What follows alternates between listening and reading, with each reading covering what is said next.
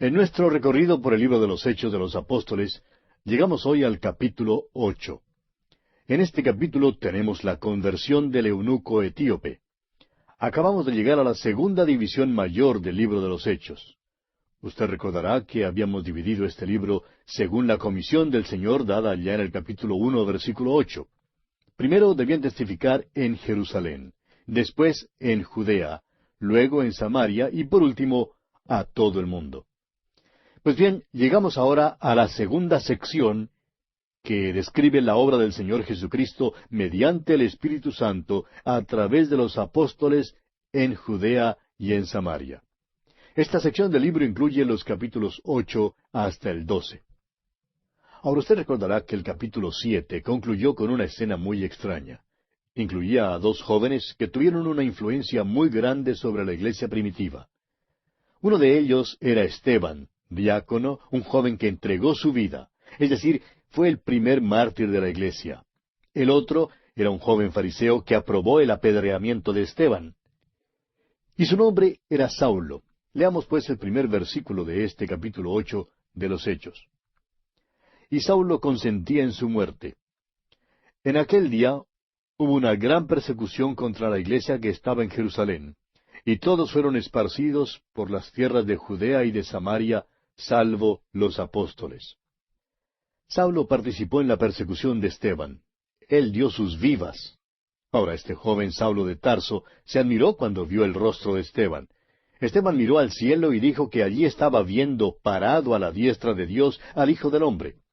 Este joven Saulo también miró hacia arriba, pero no vio nada. Pero, amigo oyente, de veras que deseaba ver. Era un fariseo muy devoto. Más tarde, él sí vería. Y creemos que Esteban es quien preparó a Saulo para la aparición del Señor Jesús en el camino a Damasco. Saulo llegó a ser el perseguidor principal de la iglesia. Esto hizo que la iglesia se dispersara, lo que realmente contribuyó al crecimiento de la iglesia. Todos los creyentes habían permanecido en Jerusalén y no creemos que hubieran salido si no hubiera sido por causa de la persecución. De modo que Saulo de Tarso inició, por medio de la persecución, la obra misionera de la iglesia primitiva. Según el versículo 8 del capítulo 1 de los Hechos, Judea y Samaria eran los próximos territorios en los cuales el Señor les había mandado que entraran. Judea abarcaba los alrededores de Jerusalén, y Samaria la región al norte de Jerusalén. Continuemos leyendo el versículo 2 de este capítulo 8 de los Hechos.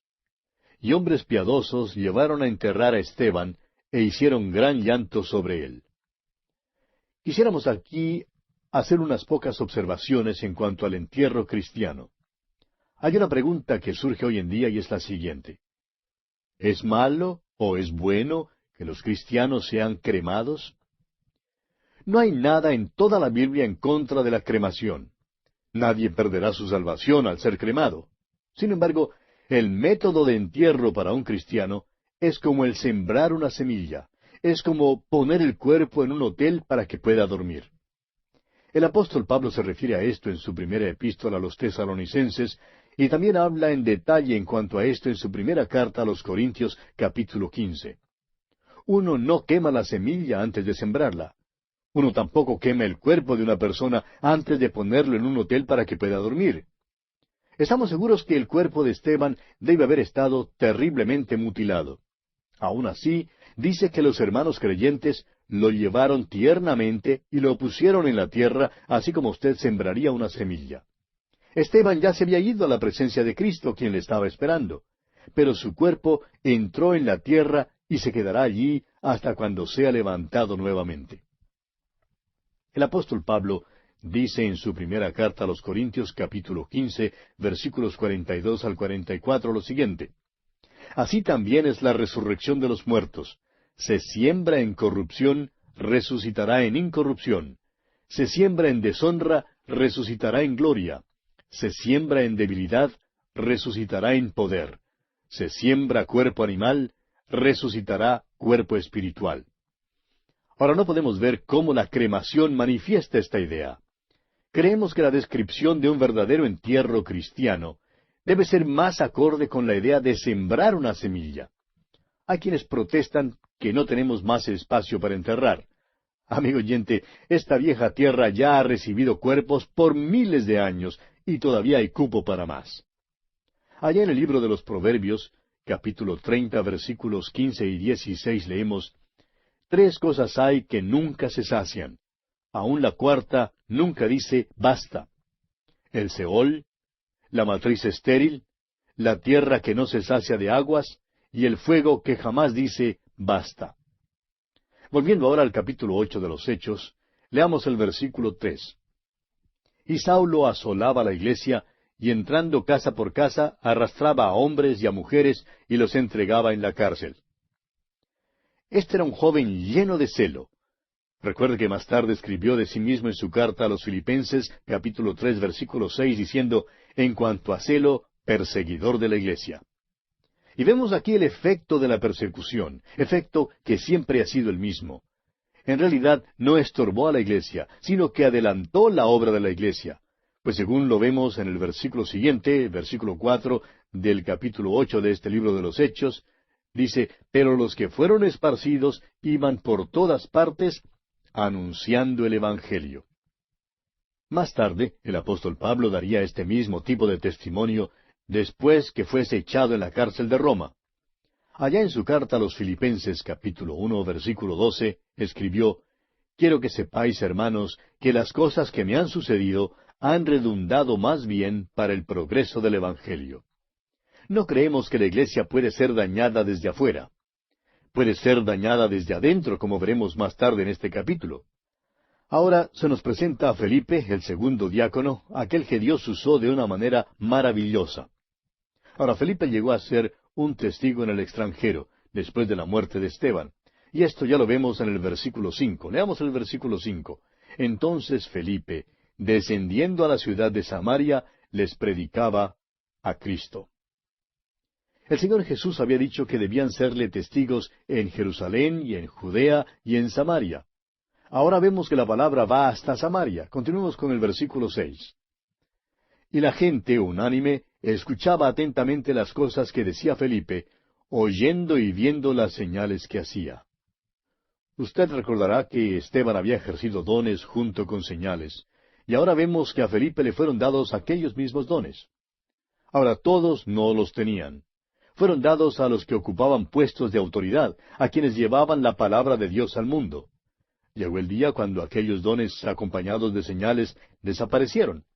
Desaparecieron después de los tiempos de los apóstoles, cuando el canon de la Escritura fue completado y establecido. La doctrina es establecida por medio de las Escrituras. Los dones, junto con las señales, ya no son necesarias para vindicar la verdad y la autoridad de las Escrituras. Continuemos con los versículos 7 y 8 de este capítulo 8 de los Hechos. Porque de muchos que tenían espíritus inmundos, salían éstos dando grandes voces, y muchos paralíticos y cojos eran sanados. Así que había gran gozo en aquella ciudad. El Evangelio ha llegado ahora a Samaria. Felipe fue bien recibido en Samaria, y allí el Evangelio trajo gran gozo. ¿Quién lo hubiera creído? Veremos ahora que la iglesia está creciendo rápidamente. Pero como resultado de este movimiento popular, había quienes, aunque no eran creyentes de ninguna manera, se asociaban con la iglesia. En realidad eran inconversos, pero hacían una profesión de fe. Y conoceremos ahora a uno de estos. Leamos el versículo 9 de este capítulo 8 de los Hechos. Pero había un hombre llamado Simón, que antes ejercía la magia en aquella ciudad, y había engañado a la gente de Samaria, haciéndose pasar por algún grande. Este hombre alegaba tener un don que era acompañado de señales, y esto, claro, lo estableció como un gran personaje. Y notamos que pasa lo mismo hoy en día. Si alguien alega ser un sanador de fe, créanos, amigo oyente, que eso coloca a esa persona en una clase especial. Ahora puede ser que algunos declaren que los sanadores de fe son personas muy humildes, pero tememos que la humildad sea para ellos algo que se pueda poner o quitar como un vestido. La humildad, amigo oyente, no se manifiesta en las reuniones donde una persona supuestamente esté sanando a los enfermos y alegando que él o ella es la única persona por allí que tiene ese don. Eso no es humildad. Eso es decir que usted es algún grande. Y eso es lo que hacía Simón el mago. Continuemos con los versículos 10 y 11 de este capítulo 8 de los Hechos. A este oían atentamente todos, desde el más pequeño hasta el más grande, diciendo, Este es el gran poder de Dios. Y le estaban atentos porque con sus artes mágicas les había engañado mucho tiempo. Estos hombres creían que Simón el mago era como un dios. Y lo mismo que esa gente, hay muchos hoy en día que son engañados. Amigo oyente, no sea usted engañado por algún hombre ni por su poder. Aun si un hombre está predicando la palabra de Dios, no mire al hombre. Mire a la palabra de Dios y compruebe si la está presentando con exactitud. Mire a Dios, vuélvase a Él. Cuando quitamos los ojos del Señor Jesucristo, amigo oyente, entonces ponemos los ojos en el hombre. Y eso es lo que pasó en Samaria. Ahora leamos el versículo 12. Pero cuando creyeron a Felipe, que anunciaba el Evangelio del reino de Dios y el nombre de Jesucristo, se bautizaban hombres y mujeres. Felipe predicó el Evangelio en Samaria y muchos hombres y mujeres creyeron. Simón se encontró con Felipe y al parecer hizo una profesión de fe bajo el ministerio de Felipe. Creemos que Simón es el primer estafador religioso en la iglesia, pero no el último. Profesó ser creyente durante el avivamiento de mucho alcance que tuvo lugar en Samaria bajo el ministerio de Felipe. Cumplió todo el ritual externo. Profesó creer, pero no entró en la fe salvadora. Fue bautizado y llegó a ser amigo de Felipe. Ahora el versículo 13 dice, También creyó Simón mismo, y habiéndose bautizado, estaba siempre con Felipe. Y viendo las señales y grandes milagros que se hacían, estaba atónito. A este Simón se le mostró el camino de Jesucristo y se quedó impresionado. Sin embargo, no se convirtió. Ahora fíjese usted que hay otros también que se dicen ser creyentes y que profesan, pero que no son salvos, no han renacido. Tienen un conocimiento solo intelectual, es decir, solo mental, y acompañan a los otros hermanos, pero en realidad no son salvos. Estos quizás hasta han sido bautizados con agua, pero no han sido bautizados con el Espíritu Santo. Hay muchos hoy en día, así como Simón el mago, amigo oyente. Recibimos muchas cartas de amigos radioescuchas que nos cuentan que desde que han estado estudiando la Biblia, mediante nuestro programa A través de la Biblia, han comenzado a examinar su fe. Muchos se han dado cuenta que han estado simplemente siguiendo o acompañando a otro, pero que ellos mismos no habían sido convertidos en verdad. Ahora es necesario que nos examinemos. Ahora el apóstol Pablo dice lo siguiente allá en su segunda carta a los Corintios capítulo 13, versículo 5. Examinaos a vosotros mismos si estáis en la fe. Probaos a vosotros mismos. Examínese, amigo oyente, si está en la fe o no lo está. Este hombre Simón tenía todos los adornos externos. Respondió que creía en Jesús y por tanto fue bautizado. Pero en realidad no era salvo. No tenía una fe genuina. Leamos los versículos 14 al 16 de este capítulo 8 de los Hechos. Cuando los apóstoles que estaban en Jerusalén oyeron que Samaria había recibido la palabra de Dios, enviaron allá a Pedro y a Juan, los cuales, habiendo venido, oraron por ellos para que recibiesen el Espíritu Santo. Porque aún no había descendido sobre ninguno de ellos, sino que solamente habían sido bautizados en el nombre de Jesús. Cuando los apóstoles se enteraron de que había un gran movimiento del Espíritu en Samaria, enviaron a Pedro y a Juan para verificarlo, y hallaron una gran compañía de creyentes que profesaban, pero que no habían sido renacidos realmente, no habían sido bautizados con el Espíritu Santo. El Espíritu de Dios no moraba en ellos, no eran salvos. Habían cumplido una ceremonia externa, y amigo oyente, el cumplir una ceremonia no le hará cristiano. Vemos aquí que a Simón, por ejemplo, le gustó la idea de hacer milagros. Ahora leamos el versículo 17. Entonces les imponían las manos y recibían el Espíritu Santo. Es posible que Felipe no hubiera explicado todos los hechos y las condiciones del Evangelio. Puede ser que ellos no los hubieran aceptado. En todo caso, ahora son traídos a una compañía con los apóstoles. Ahora creen al Evangelio y creen en el Señor Jesucristo. Y ahora el Espíritu de Dios ha entrado en ellos. Creemos que es necesario considerar esto a la luz de su medio circundante histórico. La comisión fue dada a los apóstoles de que abrieran cada nueva región al Evangelio. En el día de Pentecostés, el Evangelio fue proclamado en Jerusalén. Ahora Pedro y Juan debían llevarlo a Samaria y a Judea. El apóstol Pablo sería el apóstol a los gentiles. Dios lo planeó de tal manera que un apóstol abriría cada nueva región del mundo a la predicación del Evangelio. Jesús les había mandado que hicieran eso. Y ahora lo vemos cumpliéndose aquí en Samaria. Leamos ahora los versículos 18 y 19 de este capítulo 8 de los Hechos. Cuando vio Simón que por la imposición de las manos de los apóstoles se daba el Espíritu Santo, les ofreció dinero, diciendo, «Dadme también a mí este poder, para que cualquiera a quien yo impusiera las manos reciba el Espíritu Santo». Simón el mago quería pagar por el don. ¿Por qué? Porque este hombre era un estafador religioso. Quería emplearlo para ganancia propia. ¿Cuántas alegaciones similares son hechas hoy en día, amigo oyente? Alegan que grandes milagros se hacen en sus reuniones y humildemente dicen que ellos no tienen nada que ver con esos milagros. Si es así, ¿por qué pues permiten seguir con esta clase de engaño? En realidad, la palabra que se usa aquí es hechizar.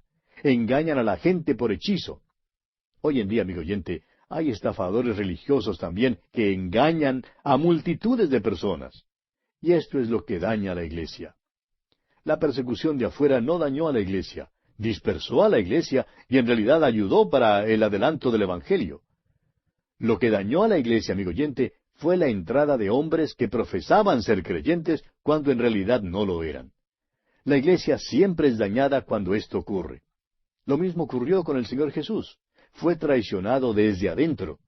Uno de sus propios discípulos lo traicionó. Su propia nación lo traicionó al Imperio Romano. El Imperio Romano le crucificó.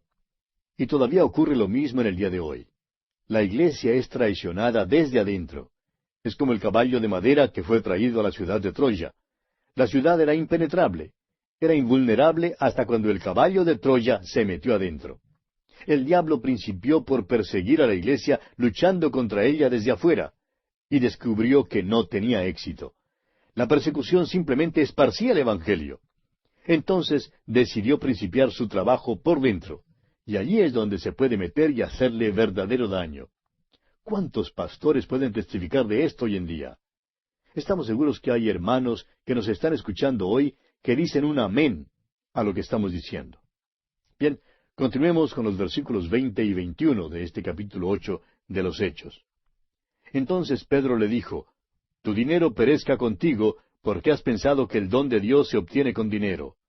No tienes tú parte ni suerte en este asunto, porque tu corazón no es recto delante de Dios». Es por esto que dijimos que este hombre no se había convertido. Simón Pedro declara que su corazón no era recto delante de Dios. No es convertido. Su gran interés es el dinero, amigo oyente. Eso era lo que le importaba a este hombre. Ahora los versículos 22 y 23 dicen, «Arrepiéntete pues de esta tu maldad, y ruega a Dios, si quizás te sea perdonado el pensamiento de tu corazón. Porque en hiel de amargura y en prisión de maldad veo que estás». No se lo puede decir más claro que esto, amigo oyente. Simón Pedro lo dice con toda claridad. Y ahora observe usted lo que ocurre aquí en el versículo 24.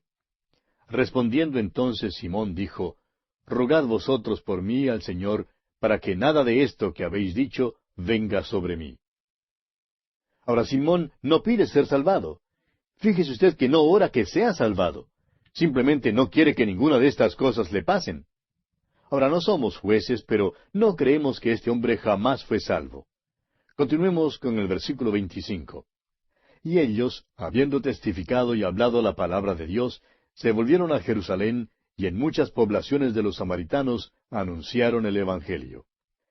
El Evangelio principia su viaje hasta lo último de la tierra. La iglesia principió en Jerusalén.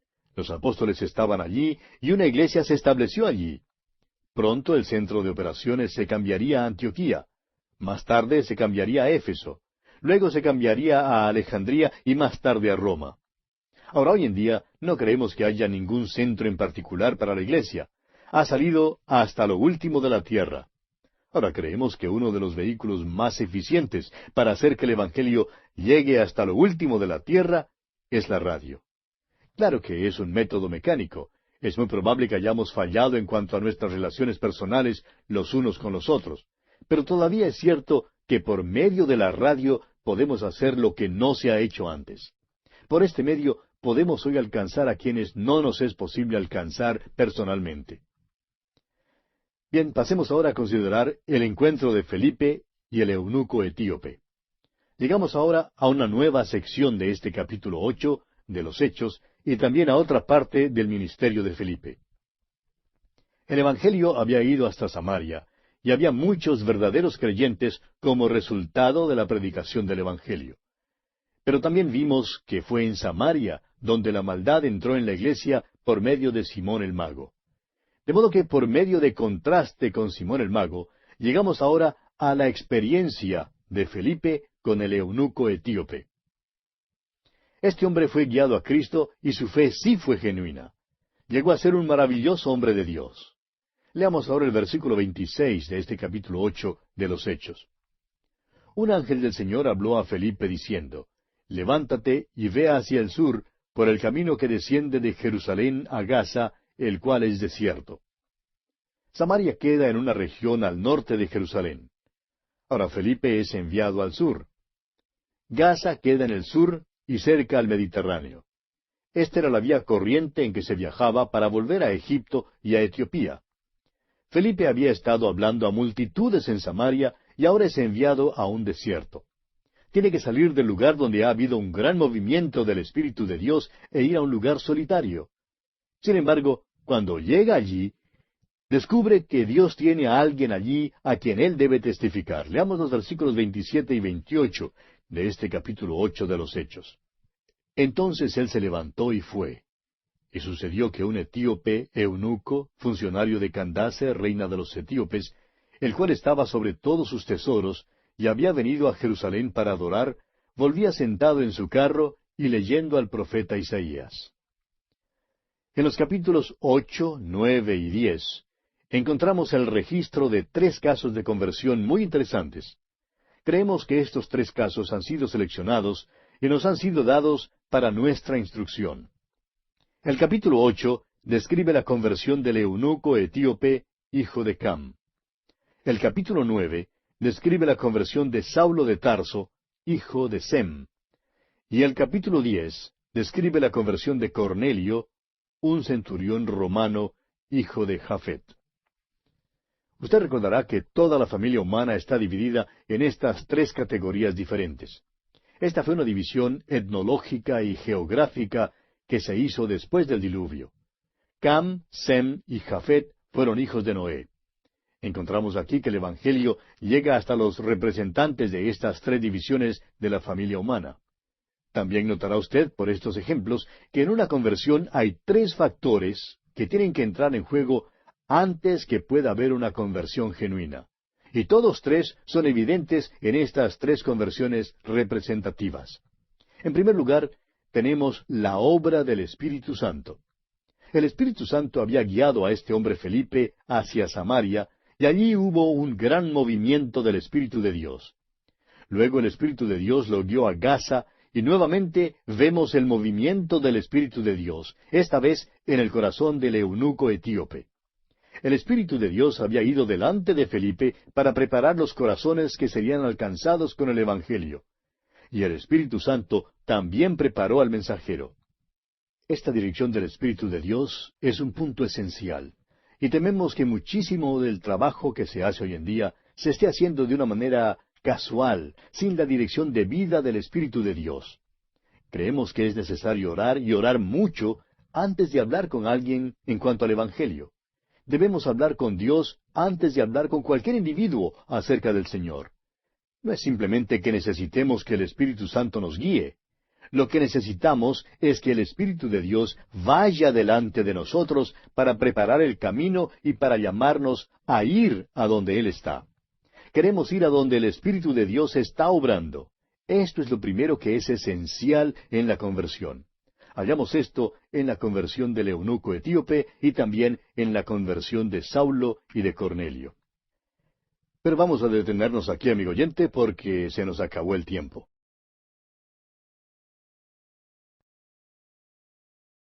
Continuando nuestro recorrido por el libro de los Hechos, y en particular por el capítulo 8, Seguimos considerando hoy la conversión del eunuco etíope que comenzamos en nuestro programa anterior.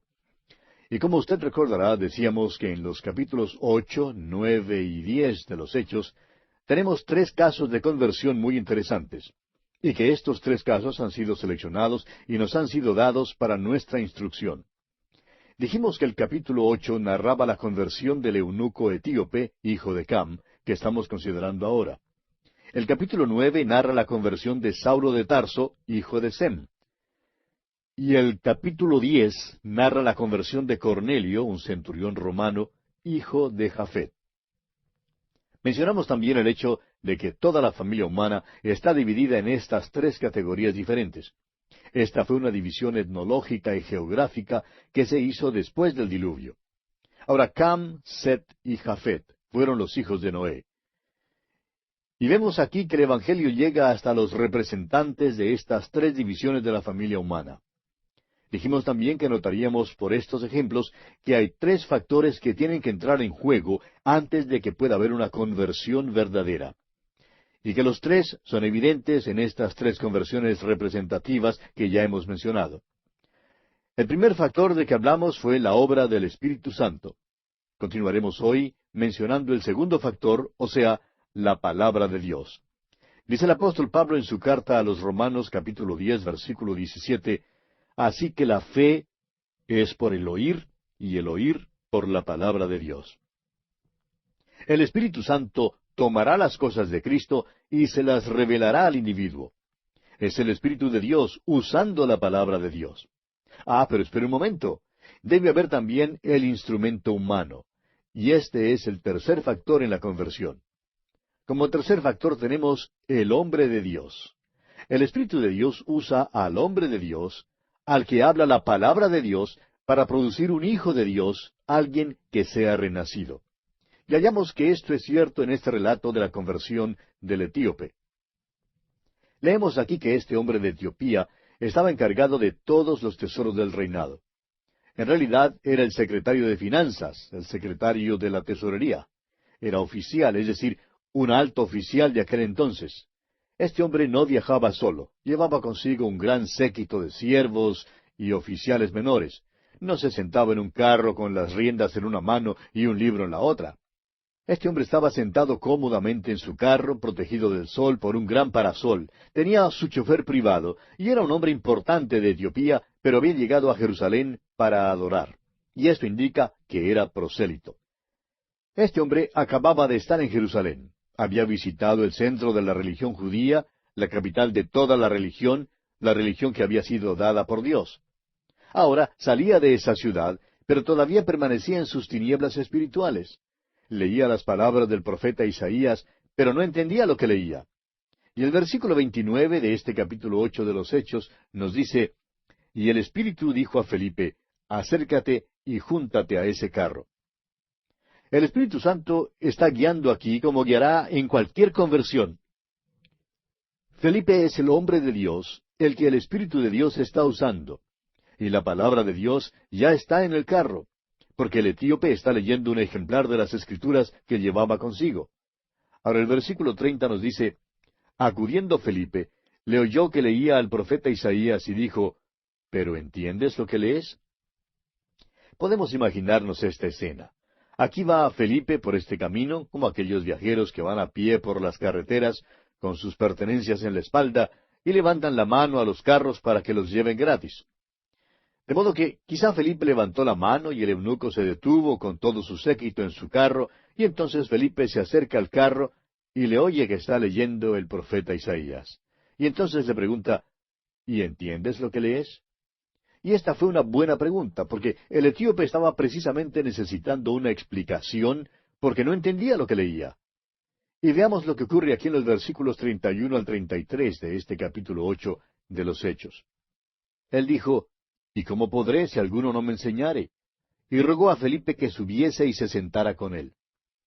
El pasaje de la Escritura que leía era este, como oveja a la muerte fue llevado, y como cordero mudo delante del que lo trasquila, así no abrió su boca. En su humillación no se le hizo justicia, mas su generación, ¿quién la contará? Porque fue quitada de la tierra su vida. Usted quizá reconocerá que este es el capítulo 53 de Isaías. Está leyendo los versículos 7 y 8. Es obvio que ha estado leyendo por algún rato y también debe haber leído los versículos anteriores que dicen, despreciado y desechado entre los hombres, varón de dolores, experimentado en quebranto, y como que escondimos de él el rostro, fue menospreciado y no lo estimamos. Ciertamente llevó él nuestras enfermedades y sufrió nuestros dolores, y nosotros le tuvimos por azotado, por herido de Dios y abatido. Mas él herido fue por nuestras rebeliones, molido por nuestros pecados. El castigo de nuestra paz fue sobre él, y por su llaga fuimos nosotros curados. Todos nosotros nos descarriamos como ovejas, cada cual se apartó por su camino.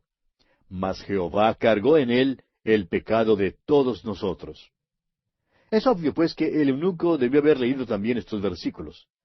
Y dicen aquí los versículos 34 y 35 de este capítulo 8 de los Hechos, respondiendo el eunuco dijo a Felipe, te ruego que me digas, ¿de quién dice el profeta esto? ¿De sí mismo o de algún otro? Entonces Felipe, abriendo su boca y comenzando desde esta escritura, le anunció el Evangelio de Jesús. ¡Qué maravilloso lugar para comenzar, amigo oyente! Es que cuando el Espíritu de Dios guía, las cosas se revelan maravillosamente, ¿ve usted? Él tomará las cosas de Cristo y las pondrá en claro. Usará la palabra de Dios. No creemos que sea posible que las personas se conviertan solamente oyendo cantar un himno. El himno puede afectar emocionalmente a una persona y guiar la voluntad de esa persona para que haga una decisión por Cristo. Pero si la palabra de Dios no está en ello, no puede haber una verdadera conversión. Se requiere la palabra de Dios. ¿Cuán importante es eso? Bien, hemos visto ya cuán maravillosamente Dios usó a Simón Pedro en la conversión de multitudes de personas. Y Pedro lo expresa con claridad que la palabra de Dios es necesaria para una conversión. Él dice que una persona no puede ser renacida sin ella. Escuche usted lo que él dice allá en su primera epístola, capítulo 1, versículos 23 al 25. Dice el apóstol Pedro, siendo renacidos no de simiente corruptible, sino de incorruptible, por la palabra de Dios, que vive y permanece para siempre. Porque toda carne es como hierba, y toda la gloria del hombre como flor de la hierba. La hierba se seca, y la flor se cae, mas la palabra del Señor permanece para siempre. Y esta es la palabra que por el Evangelio os ha sido anunciada. Ahora, cuando el Espíritu de Dios usa la palabra de Dios, ¿qué pasa? Estos hombres estaban en el carro hablando acerca de la palabra de Dios. Felipe le estaba contando al eunuco acerca de Jesús. Y veamos lo que ocurre aquí en los versículos 36 y 37 de este capítulo 8 de los Hechos. Y yendo por el camino, llegaron a cierta agua, y dijo el eunuco, aquí hay agua, ¿qué impide que yo sea bautizado? Felipe dijo, si crees de todo corazón, bien puedes. Y respondiendo dijo, creo que Jesucristo es el Hijo de Dios. Recuerde usted que Felipe había tenido una experiencia con Simón el mago allá en Samaria, y no quiere que el caso se repita. Por eso, cuando este hombre pide ser bautizado en agua, Felipe quiere estar seguro de que él cree de todo corazón. Y leemos en los versículos siguientes, versículos 38 y 39, y mandó parar el carro, y descendieron ambos al agua, Felipe y el eunuco, y le bautizó. Cuando subieron del agua, el Espíritu del Señor arrebató a Felipe, y el eunuco no le vio más, y siguió gozoso su camino. Dice aquí que Felipe fue arrebatado. Bueno, ya no era necesario que estuviera allí. Y el eunuco etíope siguió entonces su camino, y salió así de las páginas de la Escritura en su carro. Siguió gozoso su camino. Ahora, ¿qué le parece a usted, amigo oyente, este hombre etíope? ¿Sabe usted que la primera gran iglesia no se fundó en los Estados Unidos, ni en Europa, ni en Latinoamérica? Hubo una gran iglesia en África del Norte, mucho antes que hubiera iglesias en otras partes. El eunuco etíope evidentemente volvió y por su testimonio y su influencia, una gran iglesia fue fundada allí. Se puede hablar mucho en cuanto a la historia de la iglesia en Etiopía, pero el tiempo no nos permite hacerlo aquí. Ahora, ¿qué le parece a usted Felipe? Bueno, leamos el versículo 40. Pero Felipe se encontró en Azoto, y pasando anunciaba el Evangelio en todas las ciudades hasta que llegó a Cesarea. Azoto está situada en las cercanías de Gaza. Para llegar a Cesarea tendría que pasar por Jope, donde está Tel Aviv hoy en día. Por tanto, él salió predicando el Evangelio mientras subía junto a la costa hasta Cesarea. El Evangelio, pues, había ido hasta Judea y a Samaria, y ahora está saliendo hasta lo último de la tierra. El eunuco ha llevado el Evangelio a Etiopía. Felipe lo está llevando por la costa hasta Cesarea. Y bien, así concluye, amigo oyente, el capítulo 8 de este libro de los Hechos de los Apóstoles. Llegamos ahora al capítulo 9. Este capítulo cuenta otra conversión sumamente interesante. La conversión del eunuco etíope que estudiamos en el capítulo anterior tuvo lugar en un carro. La conversión de Saulo de Tarso, que veremos ahora, tuvo lugar en el polvo. El relato bíblico no aclara si Saulo iba a caballo o si iba montado en un burro cuando subía a Damasco o si posiblemente iba a pie. Pero sí sabemos que la luz fue tan brillante que Saulo tuvo que caer a la tierra. Al llegar a nuestro estudio de la epístola a los Filipenses, consideraremos los aspectos teológicos, psicológicos y filosóficos de la conversión de Saulo de Tarso. Aquí solamente trataremos los hechos de lo que realmente tuvo lugar en el camino a Damasco. Leamos pues los primeros 2 versículos de este capítulo 9 de los Hechos.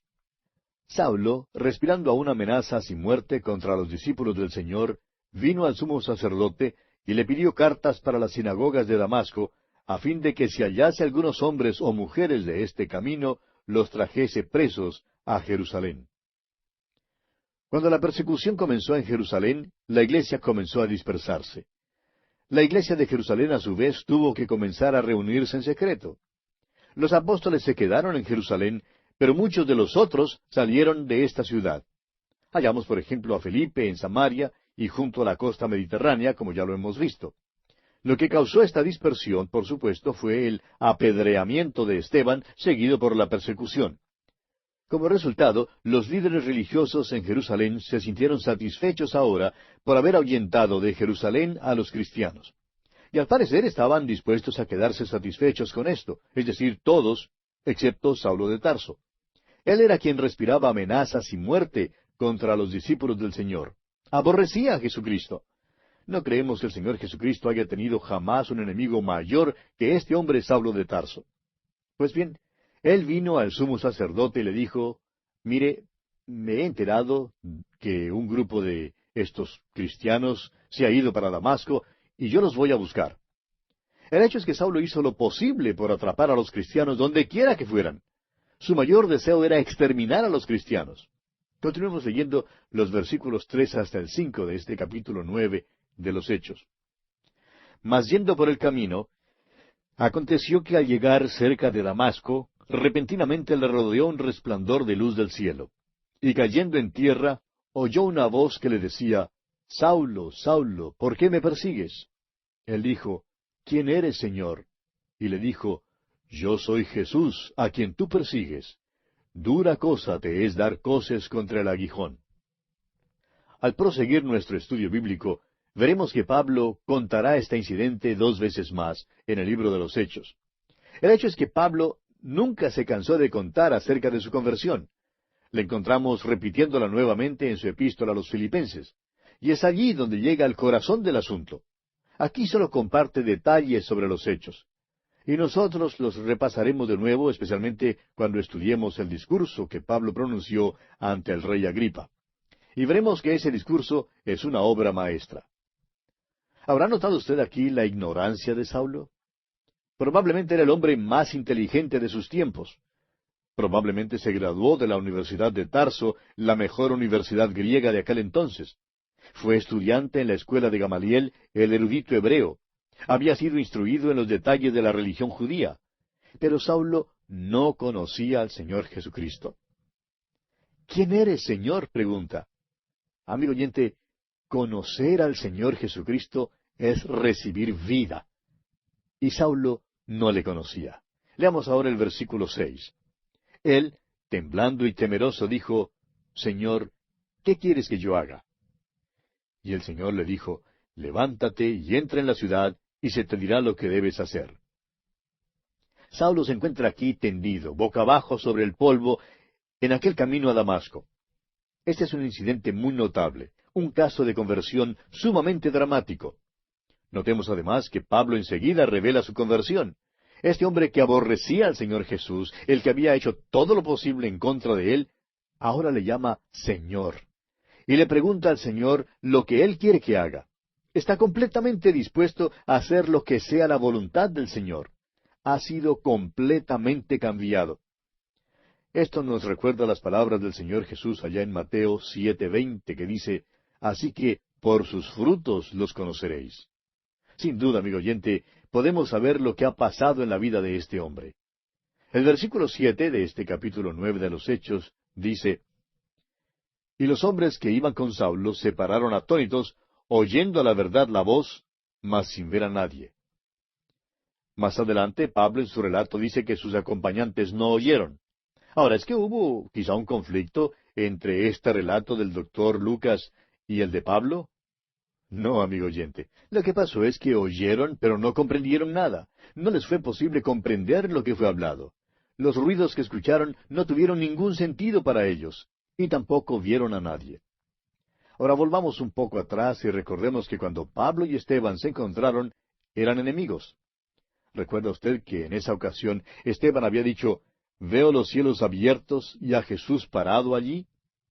Pues creemos que Saulo de Tarso también miró hacia el cielo, pero dijo, yo no veo nada.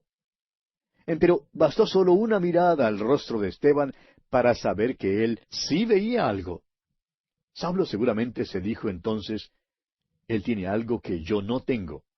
Espero que yo también pueda algún día ver los cielos abiertos y pueda ver a alguien. Y eso es precisamente lo que ocurrió aquí, amigo oyente. Pero ahora mientras Pablo atraviesa por esta experiencia, son sus compañeros quienes no pueden ver nada ni comprender nada. También hay otra cosa aquí que deseamos aclarar, y es que no creemos que nadie se pueda salvar sin la intervención de algún individuo.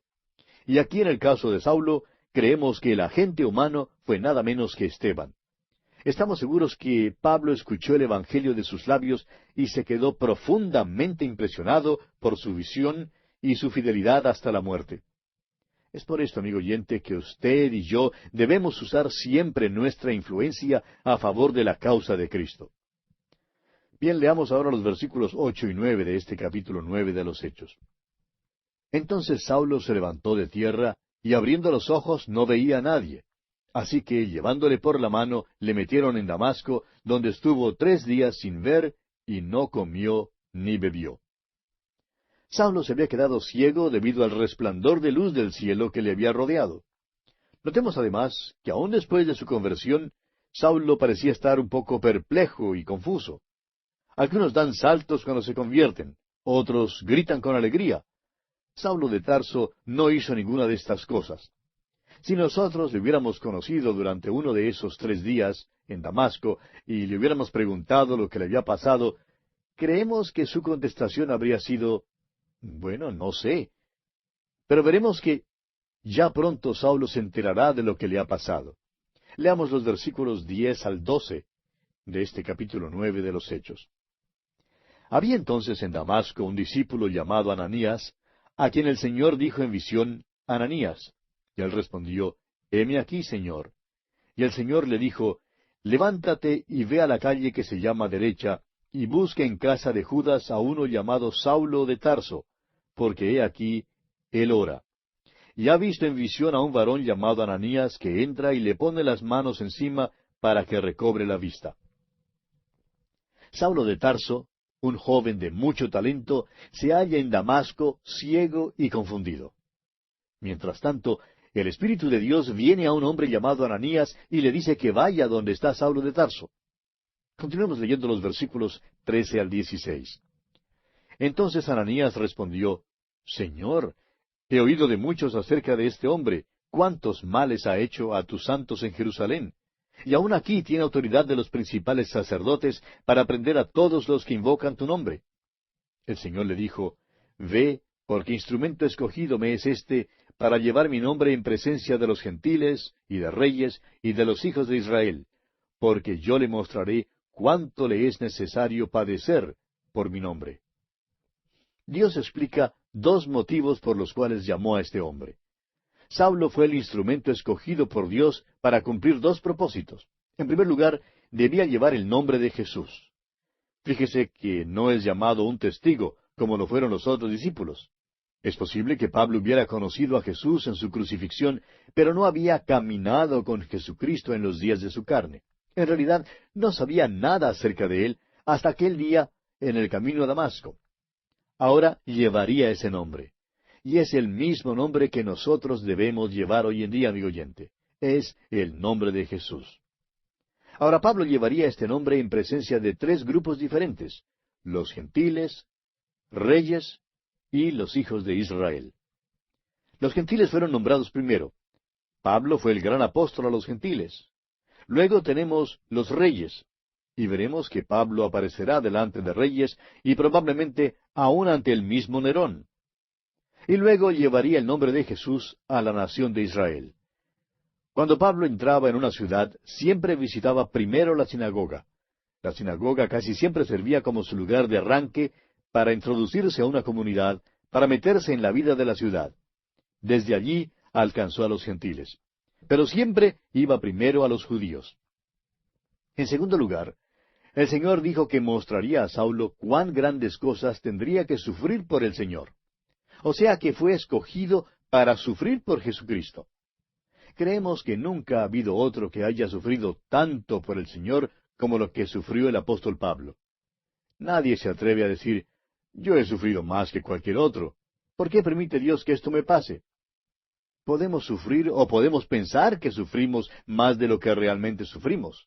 Sea como fuere, ninguno de nosotros sufre como sufrió Saulo de Tarso por el Señor, después que llegó a ser el apóstol Pablo. Ahora, al reflexionar sobre esta conversión extraordinaria, sabemos que hay quienes recordarán que dijimos que la conversión requiere que el Espíritu Santo obre por la palabra de Dios y por medio de un hombre de Dios. Y en cuanto a la conversión de Saulo de Tarso, dijimos que el agente humano había sido Esteban. Más tarde, el Señor Jesús se apareció personalmente a Saulo. Ahora recordemos que antes que el Señor Jesús dejara a sus discípulos, les dijo que iba a enviar a su Espíritu Santo y les explicó lo que el Espíritu haría. Dijo el Señor Jesús allá en el Evangelio según San Juan, capítulo 16, versículos 14 y 15, Él me glorificará, porque tomará de lo mío y os lo hará saber. Todo lo que tiene el Padre es mío, por eso dije que tomará de lo mío y os lo hará saber. Ahora creemos que cuando el Señor Jesucristo apareció personalmente a Saulo, el Espíritu de Dios abrió sus ojos espiritualmente y los cerró físicamente para que pudiera ver al Señor Jesús. De modo que podemos decir que ciertamente el Espíritu Santo estaba obrando. Y bien, amigo oyente, aquí vamos a quedarnos por hoy porque nuestro tiempo ya ha tocado a su fin. Continuaremos, Dios mediante, en nuestro próximo programa.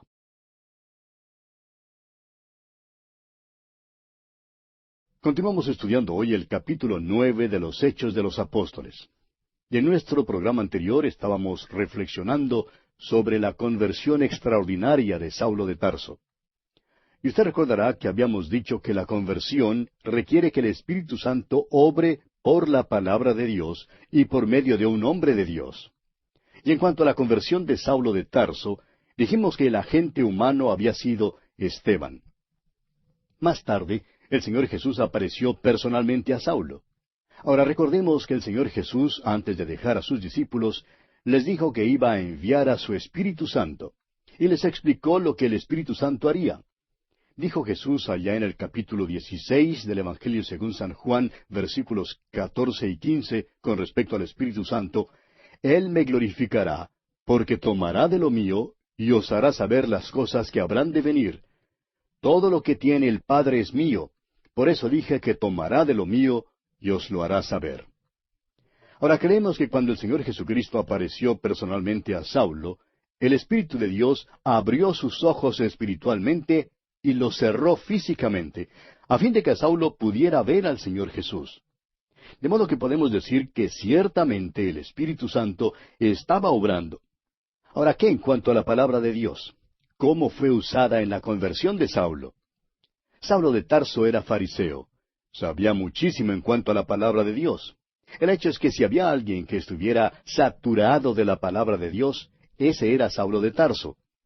Más tarde, cuando escribió sus epístolas, era obvio que conocía bien el Antiguo Testamento. Por tanto, es muy claro aquí que el Espíritu Santo y la palabra de Dios operaron en su conversión. Además, como dijimos, es muy claro que Esteban actuó como el instrumento humano para alcanzar a Pablo. Y como lo veremos más adelante, creemos que además de Esteban, el Señor usó también a Ananías como otro agente humano para alcanzar a Saulo. Creemos, pues, que Dios usa un instrumento humano en la conversión de todo individuo. Ahora, es posible que ese individuo no esté presente precisamente en la hora de la conversión. Pues la influencia de nuestro testimonio por medio de nuestra vida y por medio de nuestras palabras llega más allá del momento mismo del testimonio. Es por eso que usted y yo, amigo oyente, debemos siempre dejar un buen testimonio para el Señor Jesucristo. Permítanos ahora contarle algunos incidentes para demostrar que esto es cierto. El doctor Magee, autor de estos estudios bíblicos, recibió en una ocasión una carta de un barbero. Y este barbero le contaba que tenía cierto cliente que había venido regularmente a su barbería ya por 20 años. Un día, cuando este cliente salió de la silla para pagar por su corte de cabello, le preguntó al barbero, ¿ha escuchado usted alguna vez el programa A través de la Biblia? El barbero dijo que no, que nunca lo había escuchado. Entonces, sin esperar más, este cliente se dirigió donde estaba el radio y le indicó al barbero dónde se podía sintonizar el programa. Luego le dijo al barbero, lo pasan por esa emisora todos los días a las 8 de la mañana. Escúchelo.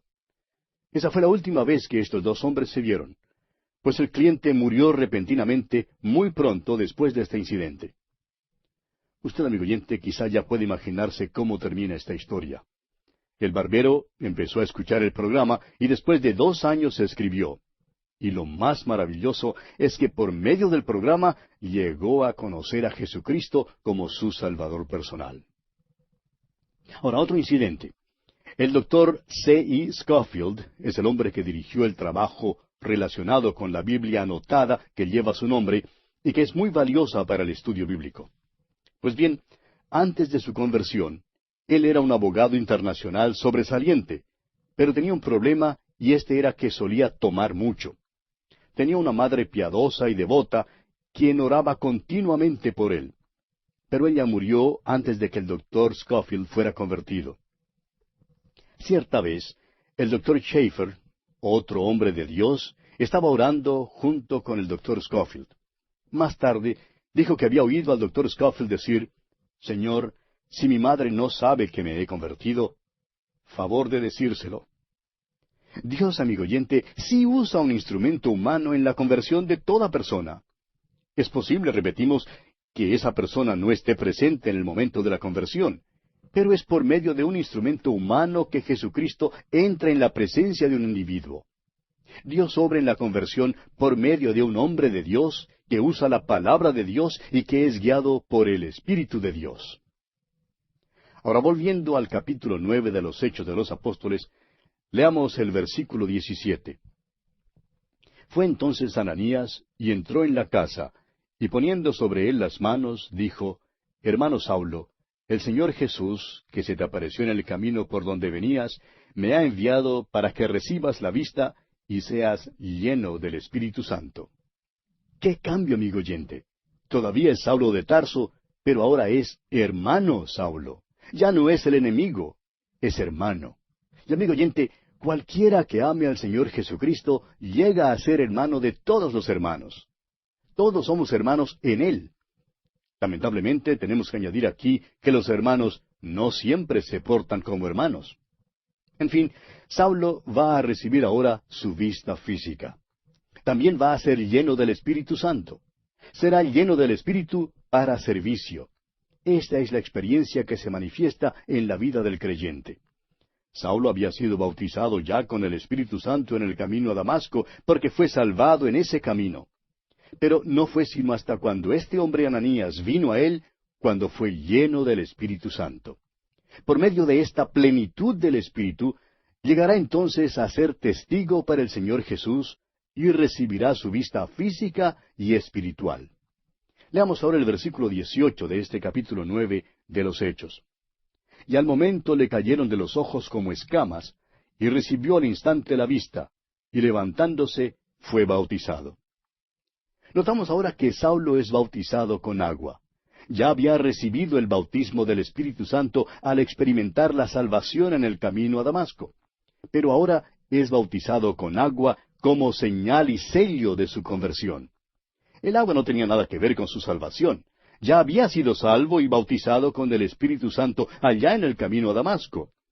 Cuando Ananías puso sus manos sobre él, fue lleno del Espíritu Santo para servicio.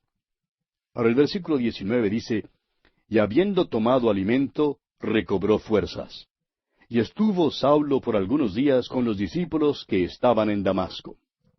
Veamos ahora cómo Saulo empieza a testificar en Damasco. Leamos el versículo 20. Enseguida predicaba a Cristo en las sinagogas, diciendo que éste era el Hijo de Dios.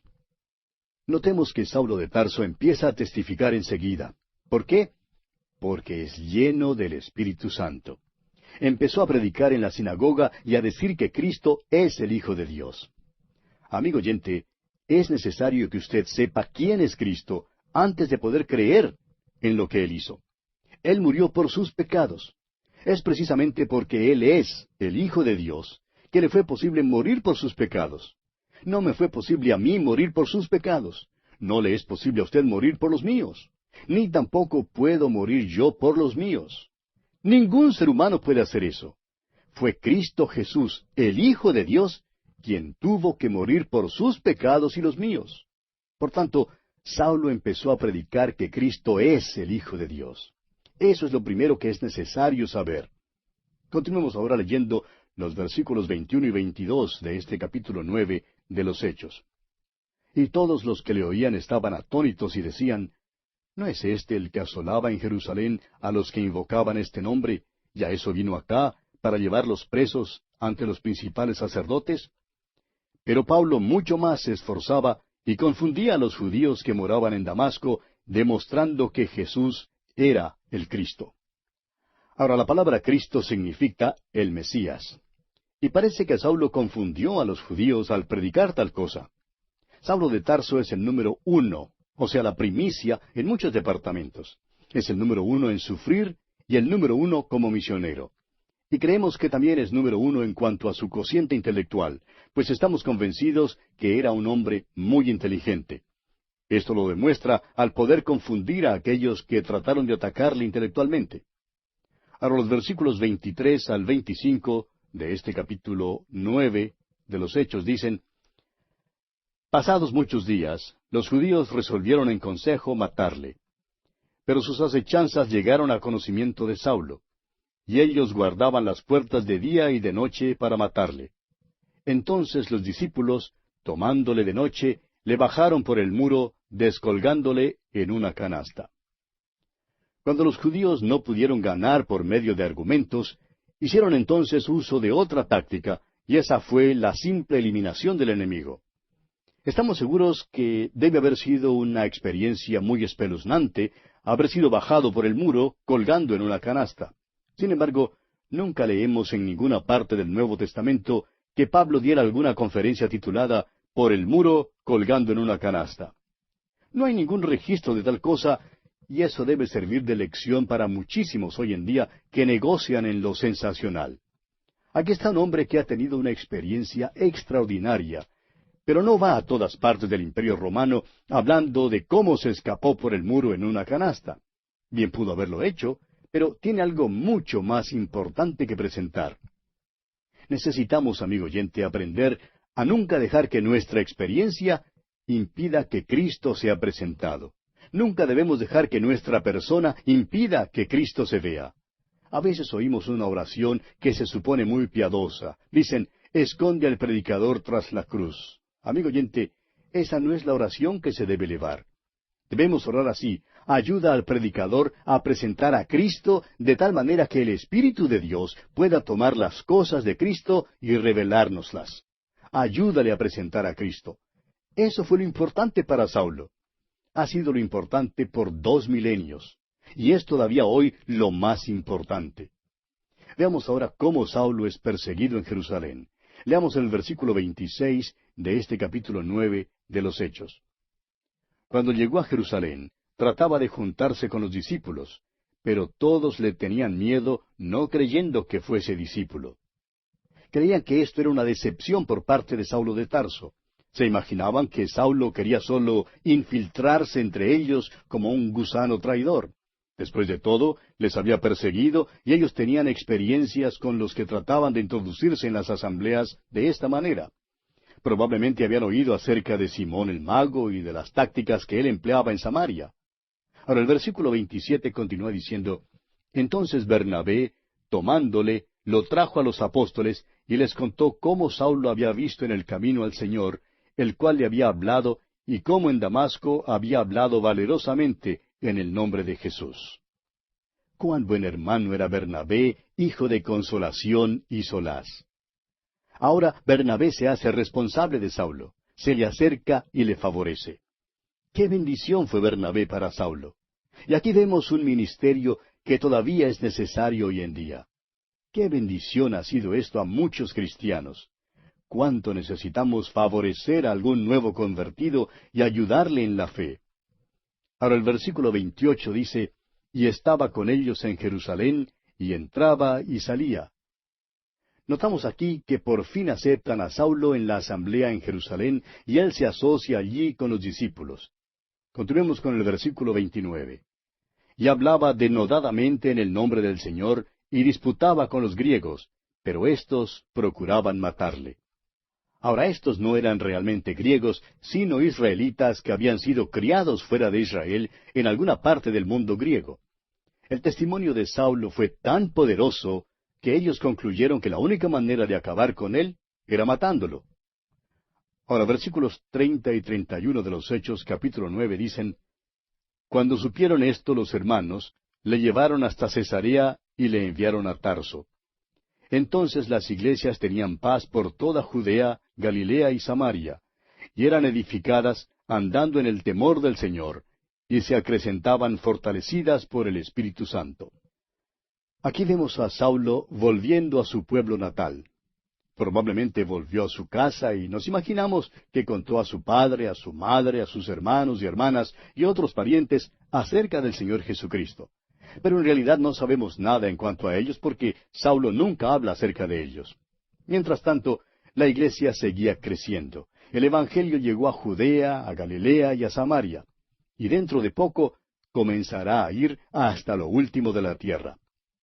Permítanos, amigo oyente, volver atrás por un momento.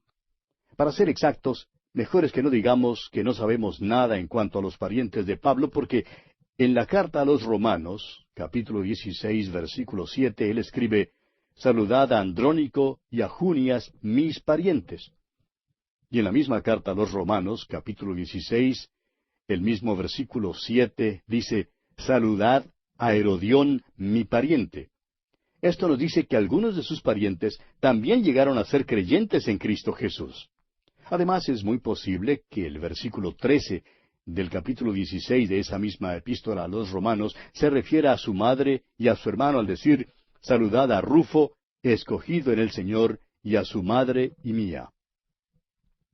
Pasemos ahora a un pasaje que describe el ministerio de Pedro en Lida y en Jope. Leamos los versículos 32 al 35 de este capítulo 9 de los Hechos. Aconteció que Pedro, visitando a todos, vino también a los santos que habitaban en Lida. Y halló allí a uno que se llamaba Eneas, que hacía 8 años que estaba en cama, pues era paralítico. Y le dijo Pedro, Eneas, Jesucristo te sana, levántate y haz tu cama. Y enseguida se levantó, y le vieron todos los que habitaban en Lida y en Sarón, los cuales se convirtieron al Señor. Pedro era un apóstol y tenía los dones de un apóstol. Ahora el versículo 36 dice, Había entonces en Jope una discípula llamada Tabita, que traducido quiere decir Dorcas. Esta abundaba en buenas obras y en limosnas que hacía. Esta mujer prestaba un servicio social. Ese era su don. Este era uno de los dones del Espíritu Santo. Es decir, tenía el don de costura. Ahora algunos dirán, ¿quiere usted decir que la costura es un don del Espíritu Santo? Así es, amigo oyente. Así lo era para esta mujer. Muchos hoy en día buscan algún don excitante como el de hablar en lenguas, por ejemplo. Permítanos sugerirle un don que es práctico. Le digo bondadosamente y con mucho cuidado, mi querida hermana, aprenda a coser.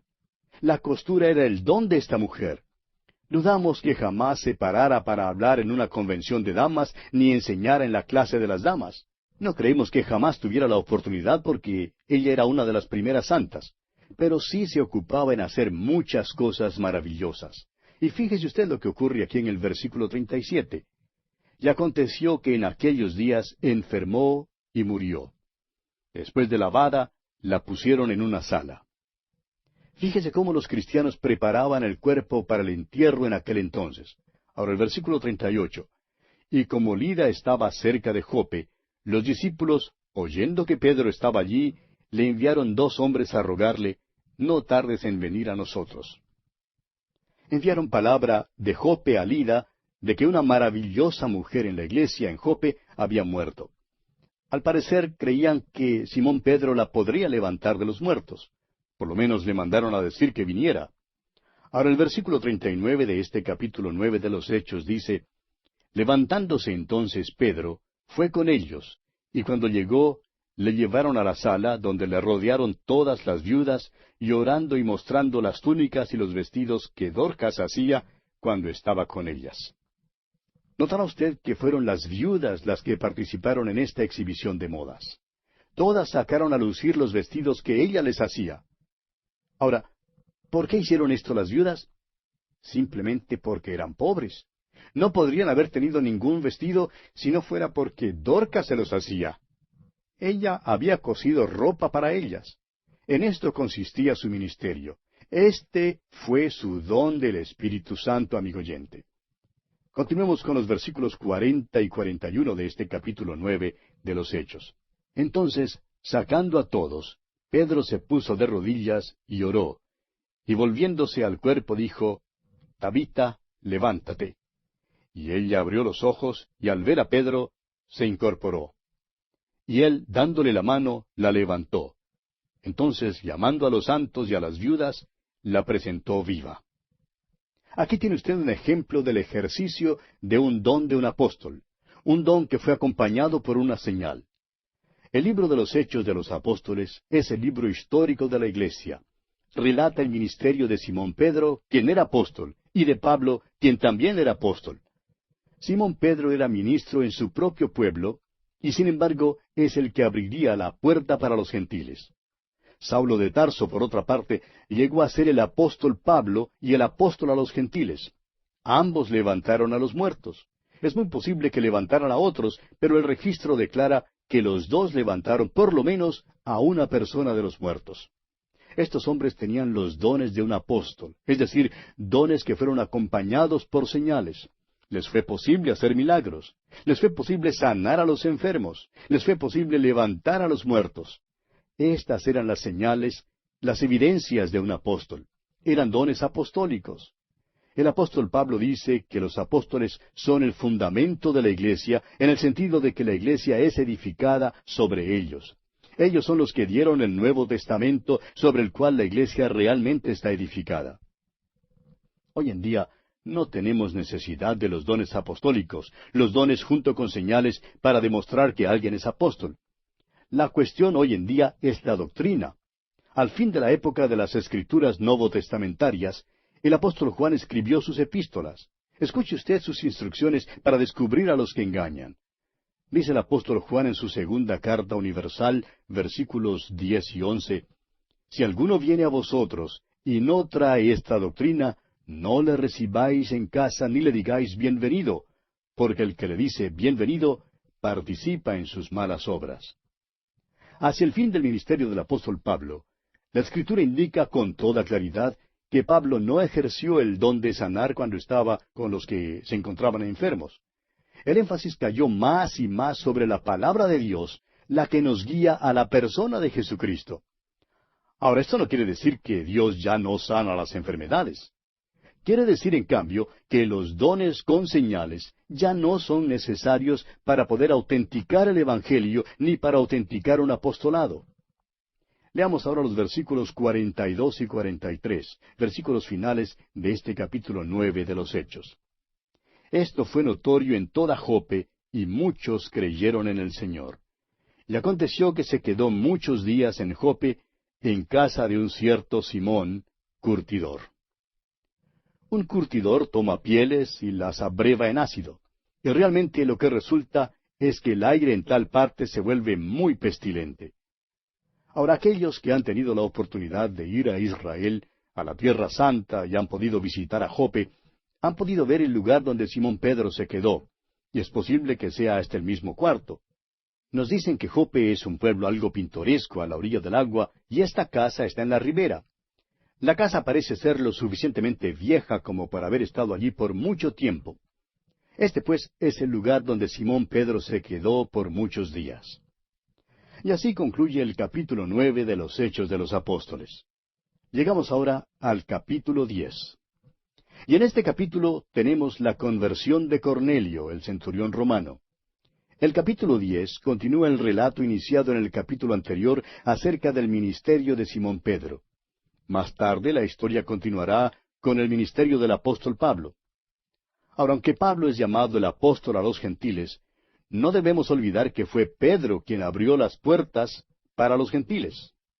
Veamos pues el primer versículo de este capítulo 10 de los Hechos. Había en Cesarea un hombre llamado Cornelio, centurión de la compañía llamada La Italiana. Recuerde usted que Pablo había estado en Cesarea, como vimos allá en el capítulo 9, versículo 30, y que probablemente alguno de los otros apóstoles habían estado predicando el Evangelio por la costa. El Aviv realmente es parte de la vieja ciudad de Jope. Al viajar uno por la costa desde Jope, el próximo lugar de algún tamaño sería la ciudad de Cesarea. Esta, en verdad, era una ciudad romana y era el lugar donde vivía Pilato. Esta ciudad era la residencia oficial del gobernador y de los que gobernaban la tierra. Por tanto, esta es la ciudad donde estaba apostado Cornelio. Él era centurión de una compañía de soldados romanos llamada La Italiana. Y bien, amigo oyente, hablaremos más con respecto a Cornelio en nuestro próximo programa, Dios mediante. Por hoy tenemos que detenernos aquí porque nuestro tiempo ha llegado ya a su fin.